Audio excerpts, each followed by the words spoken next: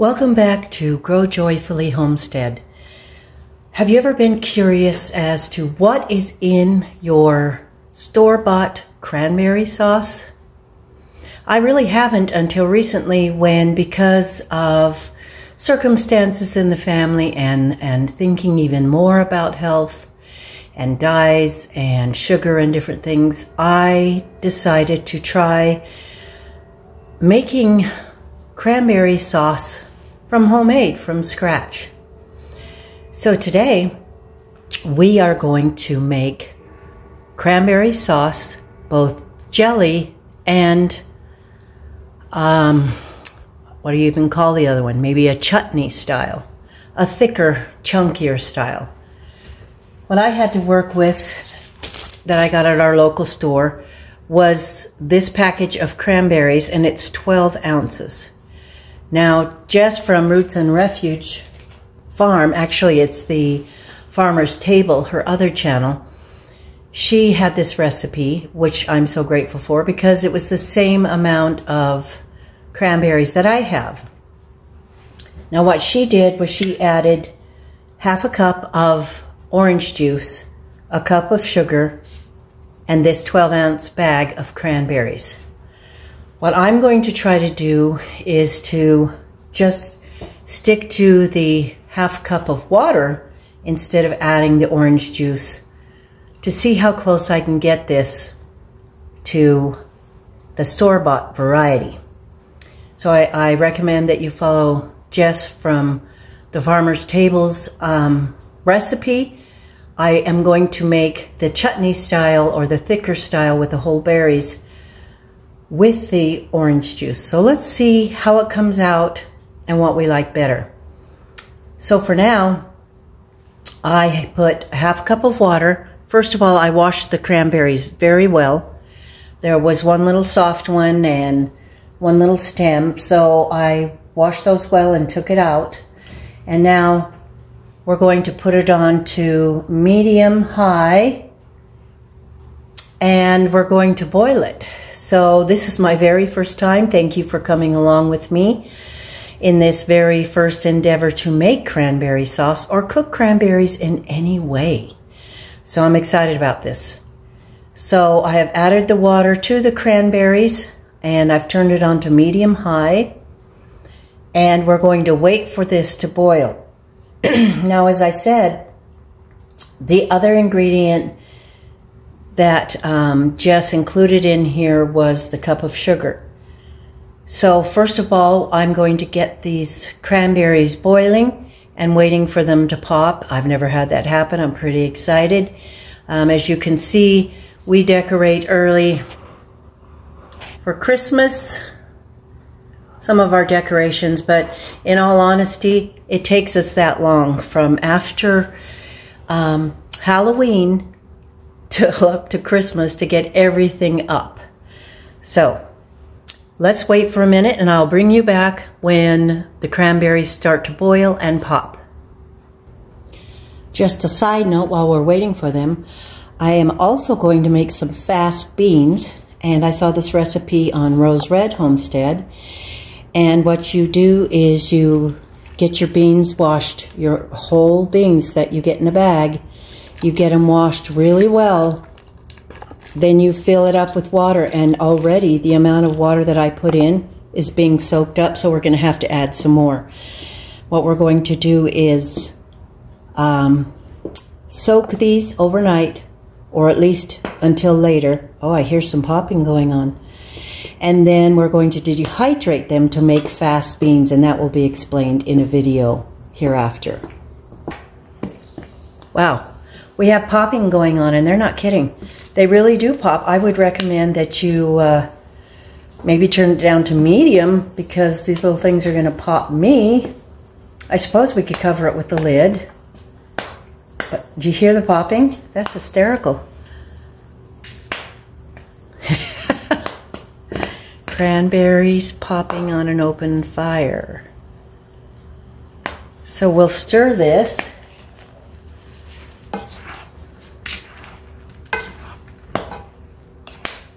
That's funny.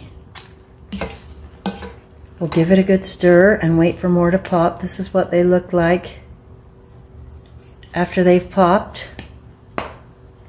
Pop, pop, pop. I know that people, especially way back, used to string popcorn and cranberries for their trees because they didn't have that many decorations unless they were homemade. So this is pretty fun. No delicious odor so far.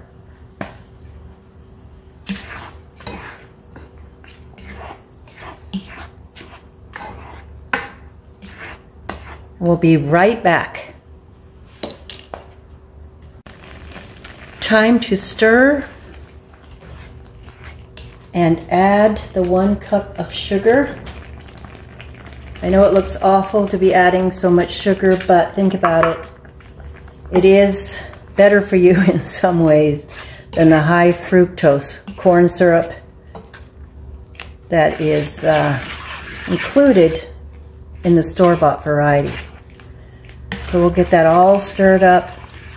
Since we are not using orange juice in this, this is all we put in. 12 ounce bag of cranberries, all washed off and clean and ready. And I put in a little bit more than the 1/2 cup of water because she was doing a 1/2 cup of orange juice. When I say she, I mean Jess. So we might have to cook ours here a little bit more to get it to cook down to the consistency that we need to have it turn into jelly. Now I think you're supposed to be watching. You see how that drips quite freely? We will need it to be a lot thicker. So keep it on medium low. I said medium high before, but that's too high. So I would go medium or medium low. Because if it's popping and boiling and you can't get near it to stir it, you want to turn down the heat, obviously. So we're going to let that just simmer lightly and stirring often to keep it from scorching on the bottom. This is a great pan. I know it looks like a frying pan, but it has a lovely coating on it. I will find the type that it is, the manufacturer, and put that in the show notes. So let's let it stir and boil for a little while, and we'll be back. All right, I put the lid on, and the variety, the type, the manufacturer is Debo. Never had this kind before. My daughter and son-in-law purchased this for me, and it's a lovely pan. It's lovely non-stick, and you can cook so many things in it very successfully. So I put the lid on just for a minute to help soften those beautiful cranberries. So I think I'll take that off now. And we've got to keep an eye on it. We still are getting some popping of some of the cranberries, but with the sugar in, it's very molten lava hot. You want to be very careful with that. It is thickening up more. I'm going to even turn it down more to low. We might even go lower. It's thickening up more, but not enough. It should hardly drip off your spoon like a syrup. I'm going to use potato masher to get it even smoother, just like the jellied cranberry sauce that we love from the store. We'll be right back. I had to turn it down to ultra low so it stopped popping me. This is a tool from Pampered Chef. It's an incredible multi-use tool. I can use it to cook up hamburger. Of course, you would wash it in the dishwasher completely in between uses, which it has been. But I'm using it right now to smash the cranberries. You can use it to smash strawberries when you're making jam. or making strawberry shortcake. Very handy tool. So I've turned it down a little bit. I still want to keep it cooking and keep it warm. As you can see, it's getting thicker. Now I tasted this a few minutes ago, and it tastes pretty plain. I'm not used to working with cranberries, like I say. I haven't made desserts, or I don't drink cranberry juice. I find it extremely tart. But I do like cranberry sauce with chicken or turkey. And I can't remember right now if it has more of a flavor. I'm sure the orange juice would have given it a lot more flavor. So for this first run though, we're just doing water. Okay, I'm going to show you the consistency. Turn up a little bit more. Now I'm going to have to get it a lot more mashed for it to be more like sliced cranberry sauce. I suppose if you cooled it down, maybe you could put it in the blender or cook up your cranberries beforehand and blend them. But the whole idea is to get the sugar incorporated and mixed in, because that acts as the thickener. So it's not too bad. None of the kids like cranberry sauce anyway. This is just for the grown-ups. But I am pretty excited about the way it's turning out. You see how that is thicker? I'm going to cook it a little bit more so it can get even thicker. But what we're going to do is pour it into a wide mouth pint jar, and that way it'll make it easier to be able to get it out and slice it. I did have a regular mouth jar first, and I thought, this is wider than this, so that's not going to work as well. So we're going to use the wide mouth, and then we're going to pour it in, let it cool down, put the lid on, and put it in the refrigerator to set up. And then we'll be able to see the final result. Well, I don't know about you, but I think this looks great.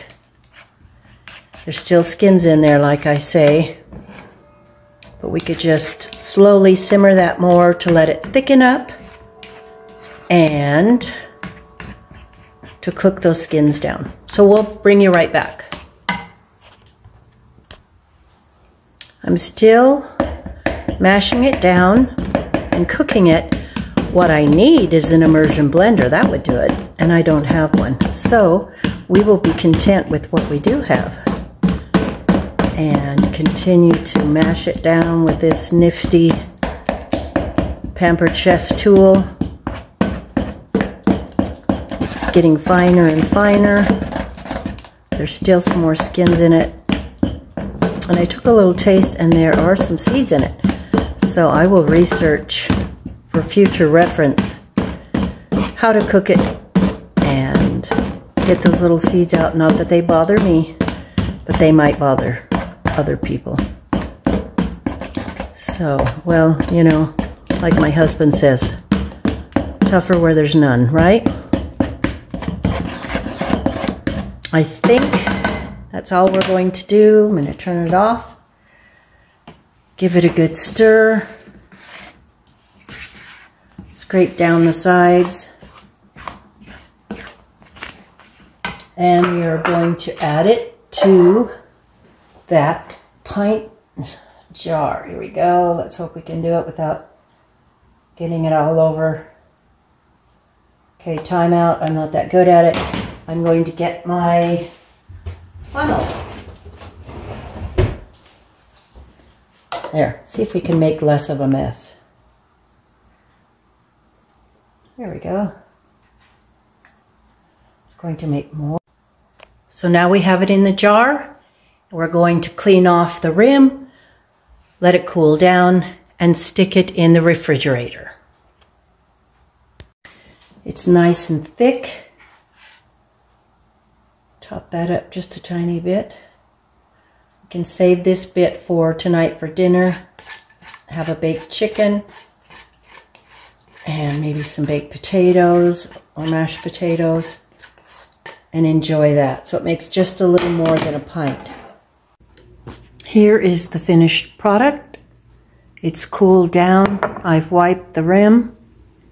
I'm going to put on a lid. I always use a reused lid for something like this, or vacuum sealing. Thanks for joining me for today's new adventure. I think things went well.